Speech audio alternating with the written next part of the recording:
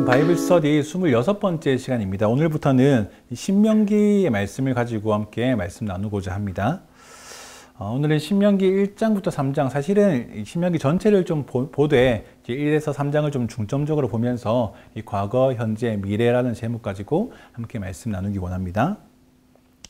우리가 구약의 처음 5건, 우리 바이블 스터디가 계속 진행되어 온 그 5건인데 그 5건을 묶어서 우리가 뭐라고 부릅니까? 모세오경이라고 부릅니다. 창세기, 출애굽기, 레위기, 민수기, 이제 신명기까지 5건을 묶어서 우리가 그렇게 모세오경이라고 부릅니다. 근데 우리 그 모세오경 중에서 의외로 신명기에 대해서는 좀 잘 모르는 경향이 좀 있는 것 같습니다. 창세기는 우리가 사실 통독을 시작할 때마다 항상 보는 장이고 또 어떤 창세기에 대한 이야기는 여러 가지 어떤 채널을 통해서 많이 듣기 때문에 창세기의 내용이 뭡니까? 라고 물으면 그 하나하나 다 세세하게 말하지 못하더라도 그래도 머릿속에 하나님 천지창조가 있고 가인과 아벨 이야기도 있고 노아 홍수 이야기도 있고 또 바벨탑도 있고 아브라함, 야곱, 이삭, 요셉 이 족장들의 이야기가 나오지 하는 정도는 어렴풋이 이렇게 감을 잡는단 말입니다.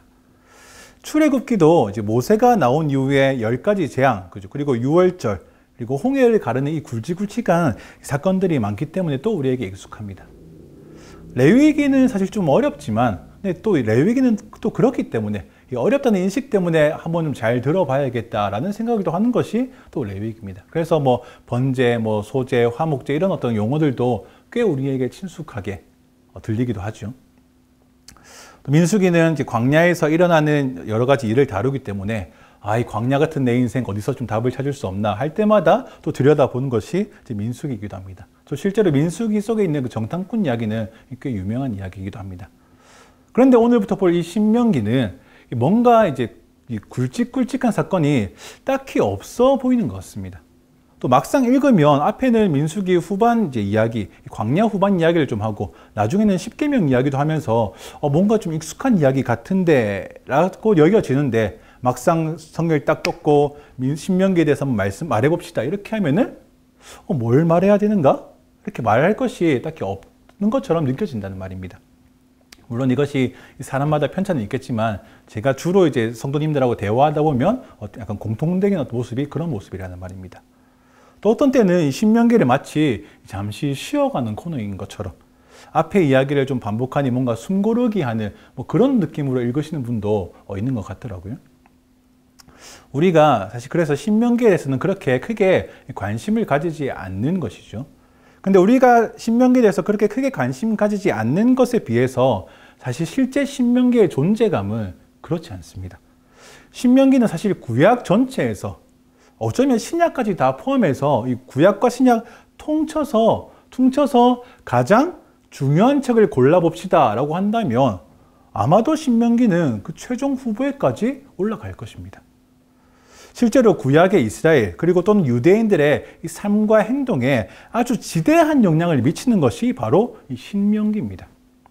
그래서 신명기는 사실 우리 생각보다 훨씬 더 아주 중요한 책이라는 말입니다. 여러분, 신명기가 그 이스라엘 유대인들 가운데 왜 그렇게 큰 영향을 미쳤는가 하면 사실 신명기가 기록된 기록 목적, 신명기가 주어진 이유 자체가 이스라엘 가운데 큰 영향 주기 위해서 기록되었기 때문입니다.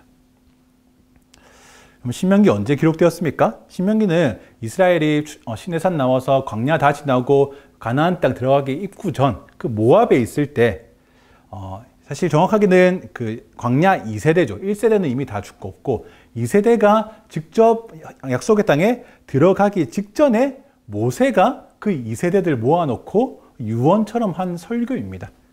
그렇기 때문에 이 신명기는 아주 길면서도 또 아주 함축적입니다. 그리고 우리가 한글 성경에서는 잘 느껴지지 않는데 이 히브리어 원어로 보면 이 신명기는 좀 가벼운 문체, 좀 가볍게 이야기하는 게 아니고 아주 진지하고 엄중한 판결문 혹은 이 법조문을 읽는 것 같은 그런 문체로 되어 있습니다. 모세는 왜 광야 2세대들한테 그 율법이나 십계명을 다시 이야기하면서 이 법조문과 같은 아주 무거운 단어로 다시 그들한테 설교했을까요? 2세대는 왜 모세로부터 율법과 십계명을 다시 들어야 했을까요? 왜냐하면 그들이 지금 율법과 십계명에 대해서 잘 모르기 때문입니다. 그들은 실제로 다시 율법을 배워야 했고 다시 십계명을 들어야 하는 상황에 있었기 때문에 그렇습니다. 여러분, 모세가 이스라엘을 이집트로부터 탈출시키기 위해서 했던 여러 가지 기적들, 그 10가지 재앙, 파라오한테 쏟아진 그 10가지 재앙, 그리고 홍해가 갈라져서 이 바다의 마른 땅을 건너는 그 사건이 사실은 지금 광야 2세대들한테는 대부분 자기들 태어나기 이전의 일들입니다. 경험했다고 해도 아주 어릴 때 했거나 상대적으로 수가 아주 소수라는 말이죠. 그래서 그동안 봤던 이집트로 돌아가자 이런 불평들도 사실은 이집트에서 살아봤던 1세대들이나 하는 말이지 2세대들은 그나마도 이집트에 대한 추억이 별로 없다는 말입니다. 그냥 전부 광야를 떠돌던 중에 태어난 아이들이 다 광야 2세대라는 말이죠. 그래서 시내산에서 모세가 십계명 받고 율법 받는 와중에 이스라엘이 금송아지를 섬기면서 여호와 하나님이다 했던 그 우상 숭배를 하던 그 시절도 사실 2세대한테는 그거 우리 부모 세대 일이지 우리랑은 별 크게 관련이 없는 것 같은데요 라고 느낄 만큼 오래전 일이란 말입니다. 여러분, 88 올림픽이라는 말 들으면 어떻습니까? 여기서 어떠냐에 따라서 그 사람의 어떤 나이대가 나오는 거죠. 그럼 2002년 월드컵 4강이라는 단어 들으면 어떻습니까? 마음에 뭉글뭉글함이 나오십니까? 이런 굵직굵직한 사건들이 그 당시 어떤 그 세대한테는 아주 멋진 추억이고 마르지 않는 어떤 대화 소재지만 지금 한창 자라는 자녀들한테는 그냥 옛날 이야기죠, 그죠? 그럼 88 올림픽, 그 사실 저에게도 별로 감흥이 없는 옛날 일 같고 2002년 월드컵 때 태어난 아이들은 지금 벌써 성인이란 말입니다. 그들한테는 월드컵의 영광이라는 건 존재하지 않습니다. 마찬가지로 이 광야 2세대가 이제 약속의 땅에 들어가기 일보 직전인데 이들은 이제 약속의 땅에 들어가면 어떻게 살아야 됩니까? 하나님만 의지하고 주신 말씀과 율법에 따라서 순종하며 그것을 잘 지키며 그렇게 살아가야 하는데 이 모세가 보기에는 얘들 좀 위태위태한 겁니다. 왜요? 열재앙으로 드러내신 하나님의 위엄도 얘들은 모르고 홍해를 가르신 하나님의 위대함도 얘들은 모르고 시내산에서 언약 체결하고 율법 받은 일은 그냥 부모 세대 때 일어난 옛날 일처럼 여기는 이 2세대가 이 모세가 보기에는 그냥 자기가 함께 걸어갔던 광야 1세대하고 크게 달라 보이지 않는 것입니다. 심지어 모세 자신은 약속의 땅으로 들어가지 못하죠. 나는 여기서 죽고 얘들만 홀랑 약속의 땅에 그냥 들여보냈다가 율법 지키는 건 고사하고 이 가나안 민족하고 바로 섞여가지고 누가 누군지 분간도 못할 지경에 이르는 게 눈에 선한 것입니다. 비록 그 중에는 여호수아나 비느하스처럼 이 믿음직한 친구들도 있었지만 근데 모세는 이미 1세대를 통해서 이스라엘이 집단적으로 배교하는 일을 얼마나 조직적으로 잘 하는지를 이미 경험한 상태입니다. 그래서 모세는 2세대들을 모아놓고 아주 진지하게 설교하는 것입니다. 아무것도 모르는 이 세대들 가운데 88 올림픽의 영광을 하나하나 가르쳐주고 2002년 월드컵 4강 주역에 대해서 말해주는 것 같다는 말입니다. 모세는 그렇게 이 세대들에게 이스라엘의 과거를, 이스라엘의 현재를, 이스라엘의 미래를 설교하는 것이 이 신명기입니다. 그래서 신명기는 크게 이 세 부분으로 나눌 수 있는 것입니다. PPT 한번 볼까요? 그래서 신명기는 크게 과거, 현재, 이 미래에 대한 모세의 설교로 좀 구분해 볼 수 있겠습니다. 모세의 첫 번째 설교는 뭐냐면 이 이스라엘의 이 과거에 대한 설명입니다. 이스라엘의 과거를 다시 설명해 주는 것인데 이것이 1장부터 3장까지 이야기입니다. 이스라엘 출애굽 아니면 이스라엘의 노예 시절 그 옛날부터 처음부터 끝까지 얘기하려는 게 아니고 모세는 지금 이 광야의 후반 그러니까 한국사로 치면 근현대사부터 가르치는 거죠. 이 광야 2세대하고 직접적인 관련이 있는 부분부터 하나하나 다시 설명해 주기 시작하는 것입니다. 그래서 신명기 1장에서는 이 정탐꾼 이야기가 나옵니다. 그것이 광야 1세대, 자기 부모 세대가 약속의 땅에 들어가지 못하는 이유가 무엇인지를 다시 한번 알려주는 것이죠. 이 부모 세대의 아픔을 이제서야 아는 것입니다. 우리는 아무것도 모른 채 이 광야 생활에 익숙해졌지만 거기에 이렇게 놀라운 사연이 있었구나. 우리 부모 세대의 죗값을 그대로 이 세월을 통해 다 치렀구나라는 것을 아는 것입니다.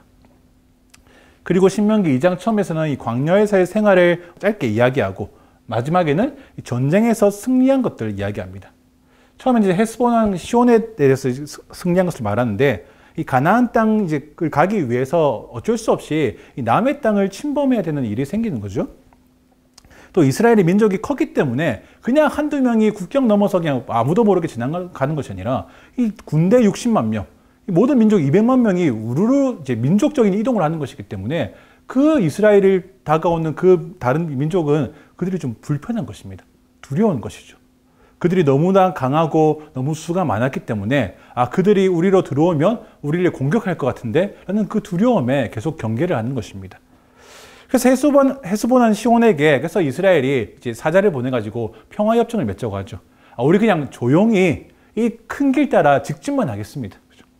그냥 걸어서 지나가면 갈 테니 돈을 내면은 음식하고 물 같은 것만 좀 이렇게 사게 해주시면 우리 아무것도 건드리지 않고 앞만 보고 그렇게 이 땅을 지나가겠습니다. 그렇게 우리랑 평화협정을 맺읍시다 라고 사람을 보내는데 이 왕은 어떻게 합니까? 바로 그냥 무시합니다. 그리고 바로 군대를 보내버리죠. 싸우자는 겁니다. 그 전쟁에서 이스라엘이 아주 크게 완전히 대승을 거둡니다. 그렇게 그 이야기를 2장 말미에서 합니다. 이 3장에서 하는 이 바산 왕과도의 전쟁에도 비슷한 어떤 이야기입니다. 3장에서도 마찬가지로 비슷한 모양으로 이제 큰 승리를 이룬 것을 이제 기록하고 또 2세대한테 알려줍니다.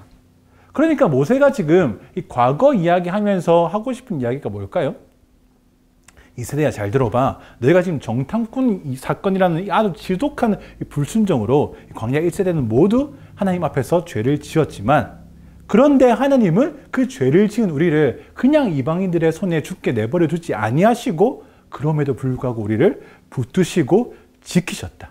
하나님의 은혜가 우리의 죄로 말미암아 끊어지지 않았다라는 것을 이야기하는 것입니다. 심지어 하나님께서는 진지하게 우리 이집트로 돌아가자. 모세가 안 간다면 다시 새로운 지도자를 뽑아서라도 가자 라고 하는 그 이스라엘 가운데에서도 동일하게 하나님께서 승리가 되어주셨다는 말입니다.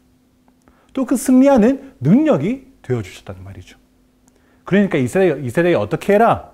너희 부모 세대처럼 이집트로 돌아가자 혹은 우리가 메뚜기와 같다라는 그런 믿음 없는 소리랑 하지 마라 하는 것입니다. 또 죄를 지었다고 하나님께서 너희를 지키시기를 포기한 것이 아니니까 뭐해라? 너희는 끝까지 하나님을 의지해라.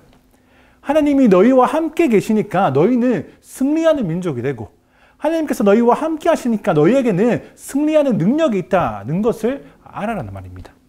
하나님을 의지해야만 너희가 살 수 있다라는 것을 이야기해 주는 것이 이 과거사에 대한 모세의 어떤 결론입니다. 그리고 이 과거 이야기를 다 한 다음에 현재로 돌아옵니다. 4장부터 이 30장까지는 이제 오늘 그리고 모압에 있는 시간 동안 너희가 해야 될 게 뭐냐면 뭐다?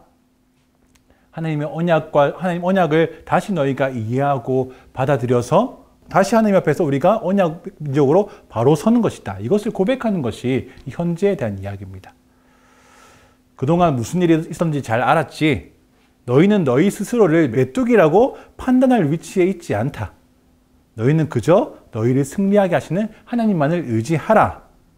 는 것과 더불어 이제 너희가 현재로 돌아와서 오늘부터 너희가 해야 될 것이 무엇이냐면 바로 광야 1세대가 했던 그 언약식, 광야 1세대가 시내산에서 했던 피로 맺었던 그 언약식을 이제는 너희가 너희 입으로, 너희 몸으로, 너희 정신으로, 너희 마음으로, 너희 고백으로 다시 진실되게 해야 한다는 것이 이 내용이라는 말입니다. 이것이 4장부터 30장까지의 내용입니다. 그래서 너희가 가나안에 들어가면 해야 할 일이 무엇이다? 순종하는 것이다. 너희가 가나안에 들어가서 하면 안 될 일이 무엇이다? 불순종하는 것이다. 그래서 너희가 순종해야 할 하나님의 말씀과 계명이 무엇인지를 다시 차근차근 하나씩 설명해 주는 것이 이 앞에까지의 내용이고, 그걸 다 들었으니까 동의하고 이제 그 말씀 따라서 우리가 순종하겠습니다라고 언약을 실제로 이행하는 것이 뒷부분의 내용이라는 말입니다. 그래서 그러니까 이 시내산에서 이 광야 1세대가 했던 그 언약식을 2세대가 이어서 갱신하는 것입니다. 그러니까 처음 주어졌던 율법이 취소되고 새로운 율법이 이들에게 주어진 것이 아니라 원래 받았던 율법을 이제 그 다음 세대가 다시 이해하고 자기의 것으로 받아들이는 과정이라는 말입니다. 그리고 31장부터 마지막 장까지가 이 미래에 대한 이야기입니다. 그래서 언약 체결식을 다 한 다음에 모세는 뭐합니까? 여호수아에게 자기 어떤 리더십을 계승합니다. 그리고 모세가 하나님을 그동안 인도하신 하나님을 찬양하고 앞으로 이스라엘을 위해서 축복해 줍니다. 너희 어떻게 살아야 한다. 너희는 어떤 축복 가지고 살아야 한다. 이렇게 계속 축복해 주는 것이 미래를 위한 일입니다. 그리고 마지막에 모세가 죽는 것으로 끝나는 것이 이 신명기 전체의 내용입니다. 그러니까 신명기는 뭡니까? 신명기는 이스라엘의 과거와 현재와 미래 모두를 다루는 것이 이 모세의 설교라는 말입니다. 과거를 되짚어주고 해석해주는 것, 또 현재 이스라엘이 전심으로 해야 할 것이 무엇인지를 알려주고 실행하게 하는 것, 또 미래 이스라엘을 위해 리더십을 계승해주고 또 축복해주는 것. 이스라엘이라는 하나님의 그 언약 백성은 그 과거와 현재와 미래가 모두 하나님의 인도하심으로만 가득 차야 한다. 이스라엘이라는 민족은 과거와 현재와 미래가 모두 하나님께 순종하는 것으로 충만하게 채워져야 한다는 것을 신명기가 끊임없이 알려주고 있는 것입니다. 과거와 현재와 미래가 하나님으로 충만해야 되는 것이 이스라엘, 바꾸어 말하면 지금 우리 모든 믿는 자들의 삶이라는 말입니다. 우리의 삶이 뭐다? 우리의 과거와 우리의 현재와 우리의 미래가 하나님으로 충만한 것이 믿는 자의 삶이구나라는 말이죠. 여러분, 1세기 예수님 이제 막 죽으시고 사도들이 활동하다가 죽고 하는 그 시대, 1세기 그리스도인들의 예배를 연구하는 사람들이 있습니다. 그때 당시에 그리스도인들은 유대인의 회당에서 제외되었기 때문에 그 유대인들의 회당에 마음대로 갈 수 없는 그때가 되었을 때는 이제 그리스도인이라 불리는 자기들끼리 모여야 했던 것이죠. 근데 우리가 알고 있는 그 예배의 순서들, 뭐 임례라든지 아니면 성경 봉독이라든지 뭐 이런 것들은 이 규모를 가지고 이 공간하고 이 시간의 구분을 두고 하는 예배 형식들은 사실 최소 3세기 이후에나 조금씩 만들어지는 것들이기 때문에 그 이전 그리스도인들은 어떻게 예배했을까를 궁금해하는 사람이 있다는 거죠. 근데 그 1세기, 2세기의 예배에 대한 자료가 사실 거의 없기 때문에 아주 어려운 연구이기도 합니다. 그런데 그래도 남아있는 어떤 몇 개의 자료와 어떤 그 사료가 있습니다. 그것을 좀 보면 좀 재밌습니다. 그들에게 예배라는 것은 뭐냐면 1세기 그리스도인들에게 아무런 어떤 형식과 공간과 규모가 없는 그 자들에게 예배란 것은 그저 믿는 자들이 한 가정에서 모여서 시간을 가지는 일이었습니다. 여러분, 초대교회는 가정교회다 뭐 이런 말 들어본 적 있으십니까? 기독교 아주 초기에는 믿음 가진 사람들 중에서 다른 사람들을 좀 많이 데려와 앉을 수 있는 좀 넓은 집을 가진 사람, 그 사람의 집에 모여서 하는 것이 1세기 그리스도인들의 예배였단 말입니다. 여러분, 그들 모여서 뭐 했을까요? 자료에 따르면 그들은 모여서 뭐 했냐면 옛날 얘기했습니다. 옛날 얘기가 뭡니까? 예수님 얘기죠. 상상해보면 이런 것입니다. 우리끼리 모여 있다. 옛날 얘기 시작하는 거죠. 예수님이 십자가에 달리던 날, 그때 너 거기 있었나? 그때 땅이 막 흔들리고 하는 거 봤어? 장막이 위에서 밑으로 막 쫙 찢어지는 거 봤어? 난 아직도 그날을 잊을 수 없어. 뭐 이런 이야기를 한다든지. 아니면 예수님이 그때 산 위에 우리를 불러놓은 다음에 말씀하신 거, 그 마음이 가난한 사람이 받는 복이 뭐라 그랬더라? 이런 식의 어떤 대화들. 때로는 지금 우리 안에서 회자되고 있는 이 신전에서 나온 도살되는 고기를 우리가 먹어도 되는가? 이 문제에 대해서 이 사도 바울은 뭐라고 하던가? 그 편지가 왔나? 그런 이야기를 하면서 어떤 과거 이야기를 하는 것입니다. 예수님에 대한 이야기를 하고, 때로는 그 과거가 자기의 과거이기도 하겠죠. 내가 예수님을 처음 본 날, 그 이전 날에는 진짜 말도 안 되게 살았는데 그분이 메시아인 것을 깨닫고 내가 완전히 새롭게 변화되었다. 사도 바울의 간증만 간증이 아니라 내 간증도 사실 만만치 않은데, 이런 이야기들이 1세기 그리스도인들 가운데 했을 때 일어났다는 말입니다. 그렇게 옛날 이야기를 한창 한다면 뭐합니까? 자연스럽게 식사합니다. 그들은. 이것은 사실 성찬과도 연결되는 것인데, 그들은 성찬하면서 현재의 이야기를 나눕니다. 우리가 지금 세상의 소금과 빛으로 잘 살아가고 있는지, 그것으로 살아가기에 어떤 어려움이 있는지, 부족한 것은 무엇인지, 우리가 도울 일은 무엇인지 이런 것들 말입니다. 그리고 마지막에는 서로를 위해서 기도해주고 축복합니다. 하나님, 이 성도가 내일부터 살아갈 그 날들 가운데 힘이 되어 주십시오. 내일부터 살아갈 그 미래의 시간들 가운데 능력이 되어 주십시오. 내일부터 살아갈 하루하루 가운데 이 성도의 믿음을 지켜주십시오라고 서로 기도하고 축복해 주는 것이 그들의 예배였단 말입니다. 그러니까 그리스도인의 예배의 가장 원초적인 원리는 뭐냐면 과거와 현재와 미래가 모두 예수님으로 채워지는 것이었습니다. 과거와 현재와 미래가 하나님의 말씀으로 충만하는 것이 예배라는 말입니다. 하나님의 의지하는 믿음으로 우리의 과거, 현재, 미래가 채워지는 것이 우리 예배의 본질이라는 말입니다. 신명기가 이스라엘의 과거, 현재, 미래 모두가 하나님께 순종하는 삶이어야 한다. 또 하나님을 의지하는 것으로 충만해져야 한다라고 알려주는 것처럼 여러분, 이 시대의 그리스도인들도 마찬가지 예배 안에서 우리의 과거, 현재, 미래 모든 삶이 하나님으로 충만해야 한다는 것입니다. 역사의 주관자 되신 하나님, 이 고백이 다르게 얘기하면 우리 모든 인생의 주인이라는 것을 날마다 시인하시길 바랍니다. 여러분, 그리고 모세는 이 신명기 2장에서 이 광야를 보내던 이 생활을 한 번에 정리하면서 총평합니다.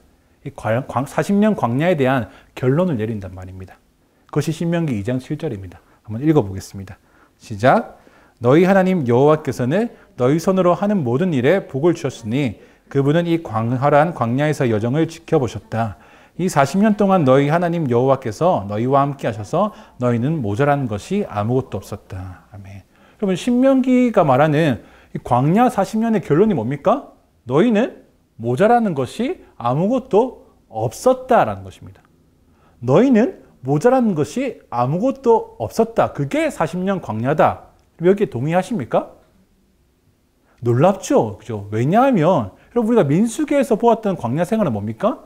이스라엘이 하루가 멀다 하고 이것이 없다. 하루 지나니까 저것이 없다. 음식이 없다. 물이 없다. 고기가 없다.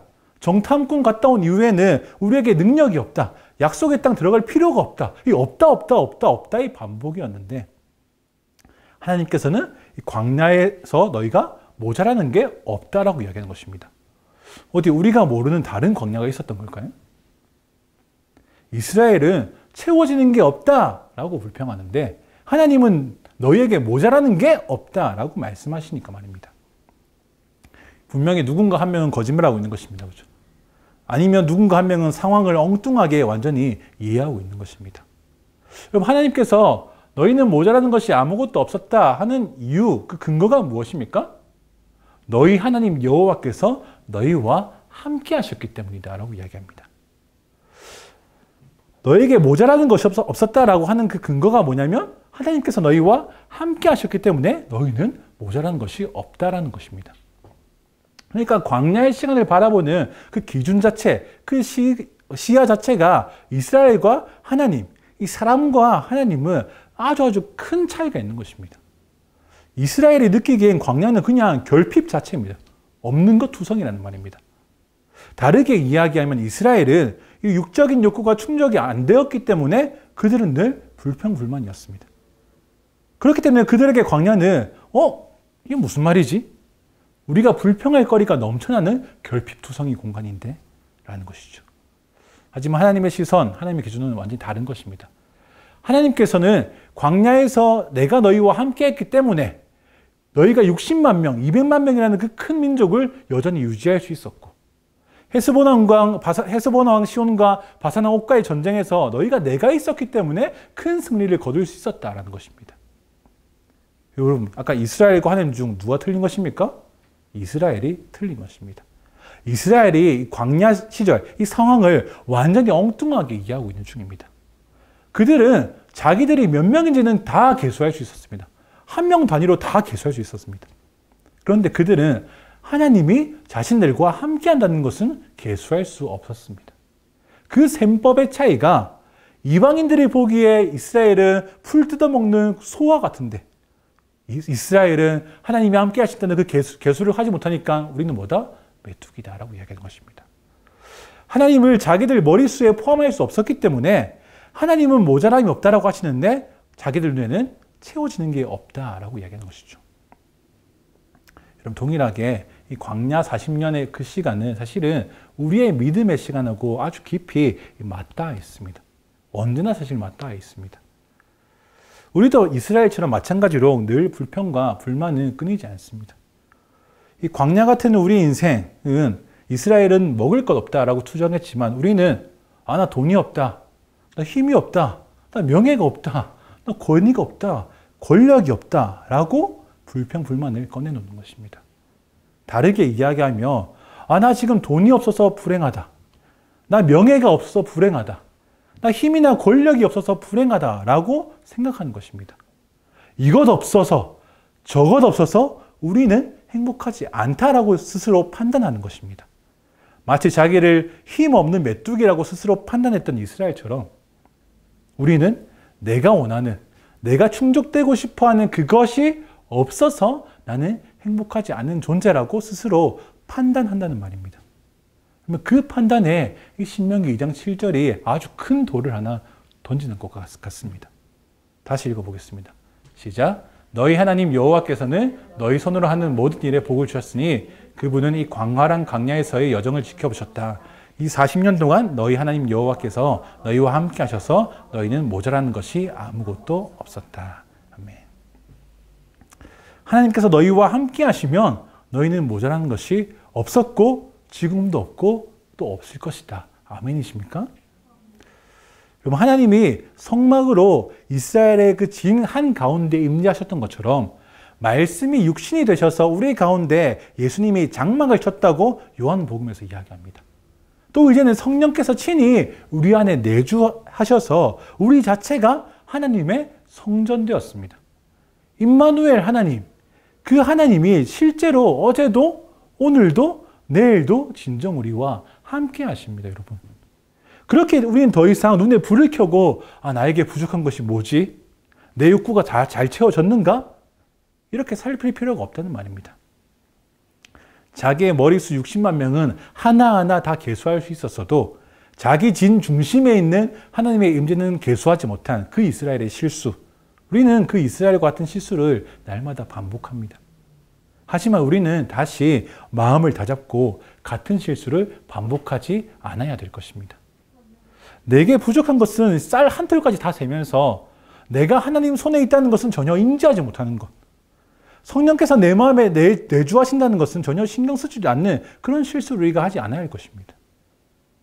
여러분, 우리가 우리 인생에서 하나님을 계수하지 못할 때 우리의 과거는 항상 후회스럽고 우리의 현재는 항상 불만족스럽고 우리의 미래는 항상 두려울 것입니다. 하지만 신명기 2장 7절 하나님께서 너희와 함께 하셔서 너희는 모자라는 것이 없다라는 이 말씀이 우리가 믿음으로 또 진실로 고백할 때 우리의 과거와 현재와 미래는 모두 하나님 앞에서 부족함이 없을 것입니다. 그래서 계시록 4장에서 하늘의 천사들이 쉬지도 않고 찬양하는 그 찬양의 말, 거룩하다 거룩하다 거룩하다 전능하신 우리 주 하나님, 그분은 전에도 계셨고 지금도 계시고 장차 오실 거룩한 분이시다 라는 그 천사들의 고백이 오늘 동일하게 우리의 삶에서 울려 퍼지는 하나님을 향한 찬양과 고백되기를 원합니다. 그렇게 우리의 과거와 현재와 미래 모두가 하나님으로 충만한 그 믿음의 삶 살아가시기를, 또 그런 삶 살아가는 오늘지 성도님 되시기를 축복합니다. 기도하겠습니다.